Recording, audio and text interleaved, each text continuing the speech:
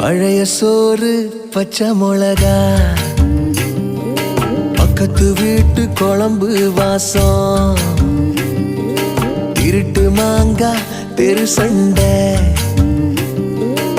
ஏனா இனிக்கும் தெம்மாங்கு பாட்டு,